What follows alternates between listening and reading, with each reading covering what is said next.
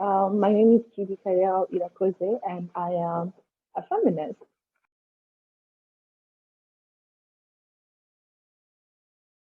I think a feminist foreign policy is a foreign policy that has a gender critical analysis into it. But also, I think in this era that we are living in, we cannot talk about gender without having other components that are affected by gender, like race or class. So a feminist foreign policy has to take into consideration of imperialism, capitalism, and classism, and also the different realities of women that are affected by different foreign policies that create war, migration, and all types of things that make that this world will be a better place if foreign policies move within feminist lines.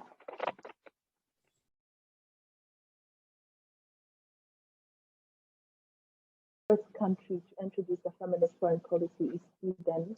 So during my work with the Sweden Embassy in Republic Democratic of Congo, I was so excited to see that not only they moved from a lens of having a feminist foreign policy, but also shape the type of international programs that they have in the countries that they operate in, which means whenever they're trying to be part of communities that they're trying to serve, they also try to put in a feminist context. And when we talk about a feminist context, it's more of how do we create a world based on gender equity? And in this community, how are women and other gender minorities being affected by inequalities that run a country, but also which type of framework should we design? So I remember during my time with the Student Embassy in DRC, we had a project that was centered on changing the narratives about the type of women that were mainstreamed in changing the core narrative of the country. And the Sweden Embassy focused on centering the voices of young women, but also finding the young women who are not mainstream. So that means that the feminist foreign policy that they were trying to apply considered that even when women are accorded opportunities, gender class issue also show up, which means it's the women who are privileged who get to access such opportunities, like women who have internet, women who are educated. So how do we make sure that impoverished women, rural women also get to be part of the change in their communities, even when nobody is reaching out to them? So I think what I have loved among the feminist foreign policies from Sweden is how they go all the way to the people in terms of they do not assume that everybody has a capacity to find them halfway into the change they want to achieve in communities they're trying to partner with. They go all the way to find the people. They go all the way to be part of the change. They go all the way to the communities and also invite in into the change they're trying to create. And I found that absolutely amazing.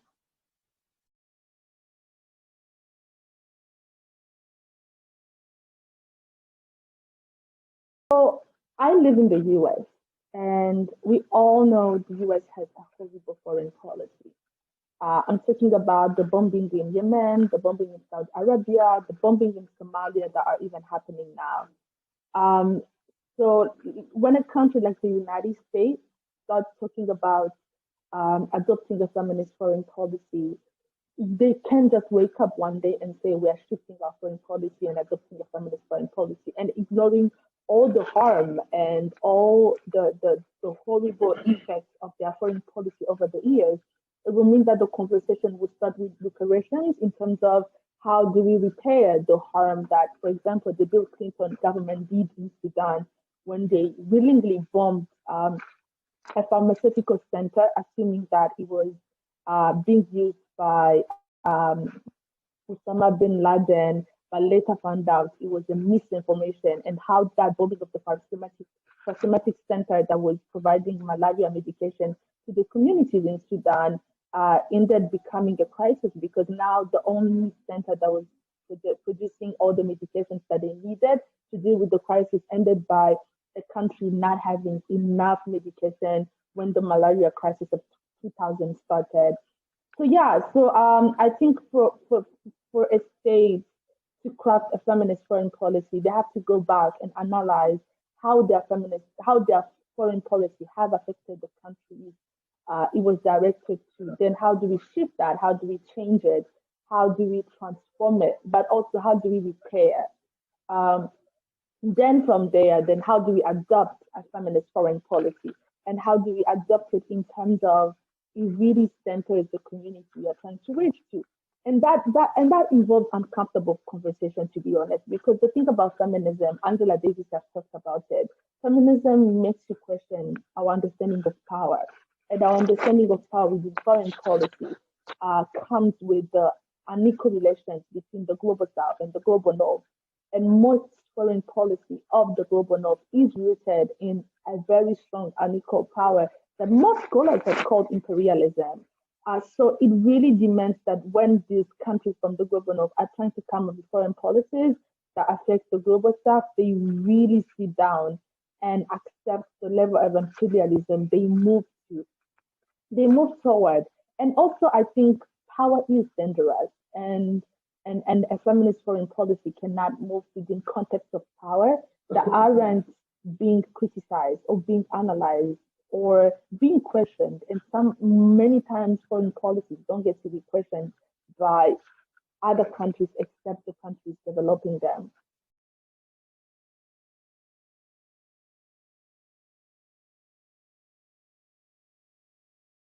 Decolonization has been a trending term lately among scholars, platform, amongst politicians. It's trending. But the hardest part about decolonization is that you do not talk about decolonization without talking about colonization. And you cannot talk about colonization without talking about slavery, but you cannot also talk about colonization without talking about indigenous communities and a lot of things that are uncomfortable. So we cannot first of all, most of the feminist foreign policies aren't actually feminist. They just have the term feminist foreign policy, but they are not feminist. And I will go back to Sweden as well.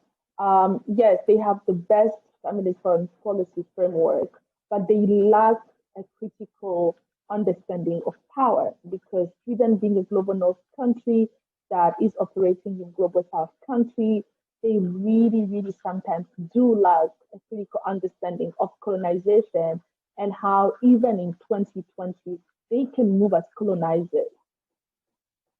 So that makes it hard to decolonize something that isn't seen as a problem. So I don't really know how we can decolonize a feminist foreign policy when that foreign policy isn't actually feminist.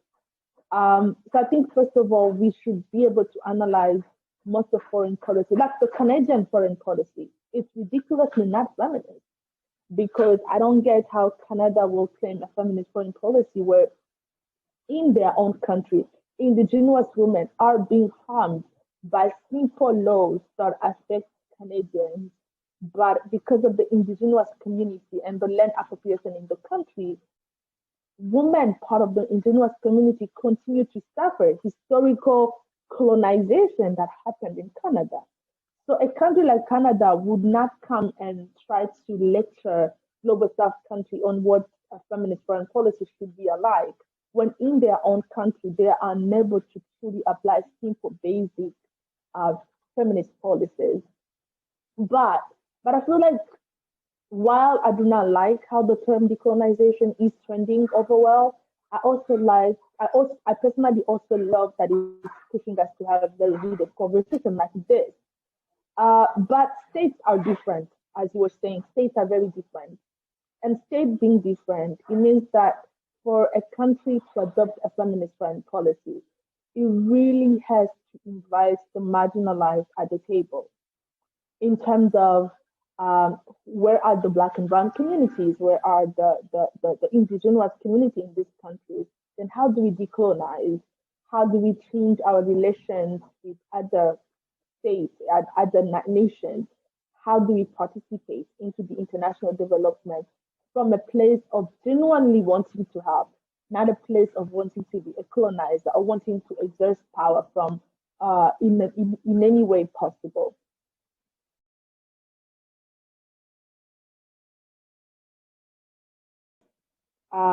think I've talked about it extensively, a lot more. It's actually how we have a refugee crisis, and I don't think the world understand it, but we have. I mean, it's crazy. We have um, East Africa, for example. We have more than 10 million people who have been displaced since 2015. Then we have, for example, Rwanda had to uh, start a new refugee camp in 2015 when the Burundi crisis started. Then we already had more than 2 million Burundians who were living in refugee camp in Kenya, in Uganda, in Tanzania. Then right now there is a crisis in the Tigray region in Ethiopia. It has created a lot of refugees in Sudan. But few months ago, was it last year? No, 2019, during the Sudan revolution, there was a lot of refugees that were going to Kenya and Ethiopia. So we have an uneasy political crisis among not only on the African continent, on the Asian continent. And these political crises are very historical and also rooted in our people's past as Asian and African countries, that every single time it creates a sense of not being secure as communities or as population. So security has to be the main agenda of a feminist foreign policy, to be honest. That has to be the main, because we gotta be honest with each other. When this political crisis starts, when this political crisis start or break down, women and girls are the first affected by them. They're affected by them in terms of the majority of people in refugee camps are women. And then we know what comes with that. There's gender-based violence. There is sex trafficking. There is human trafficking. There is arranged marriages. Any other type of thing happening that is shifting the lives of women and girls. So a feminist foreign policy that isn't rooted in security isn't actually a feminist foreign policy, to be honest. So security has to be the foundation, the central main point of the agenda. Security, it has to be, I mean, it's an urgency. And I hope every single country, every single nation, every single community really realize how security should be on our main agenda. It is important. And it's never been important than today.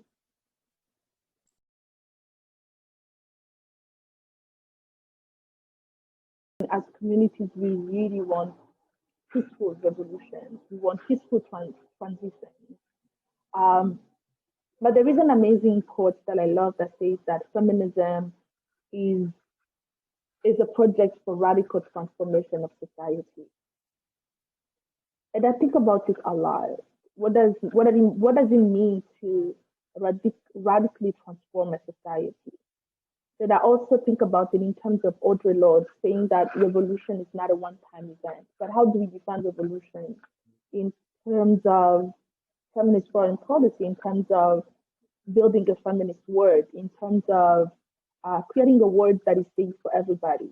And then in terms of how do we get there? Aren't we just dreaming of something that isn't gonna exist? Aren't we just full of, utopia?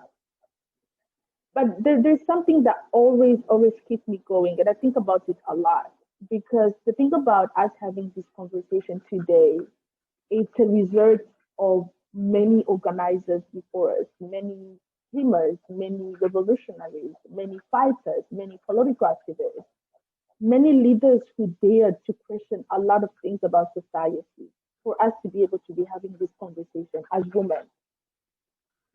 And if they haven't done their part, we wouldn't be here, the four of us, trying to do our part. So we will get there if we really strongly continue to make sure that as we live, we do our part. In terms of, we do not focus on seeing the full picture of a liberated society that we want to see, a society free of Western values, an Africa or an Asia free of colonization, free of European influence. But if we focus today to make sure we do our part in getting there and trust that if we do our part, the next generation will pick it up and continue to do their part. Because as Audre Lorde, it's not a one-time event, you know. And making the world better for everyone, it's not going to happen in one day. Some of the things we talk about, some of the realities we want to see, we may not even be alive to see them, but we continue to believe that we will see them. And I say that thinking about a story about an ancestor of mine who fought against child marriages because she lost a friend to that. And then maybe she's not alive to see her, her grandkids going to school, educated, doing all of this. But at least she did her part. She dreamed of a world where girls do not have to get married at 15, 13, or 11. So I think we really have to just focus on doing our part. And not give up, I guess. And also believe that as feminism is a radical transformation of society, making sure we do every feminist part demanded, then we can radically transform our society.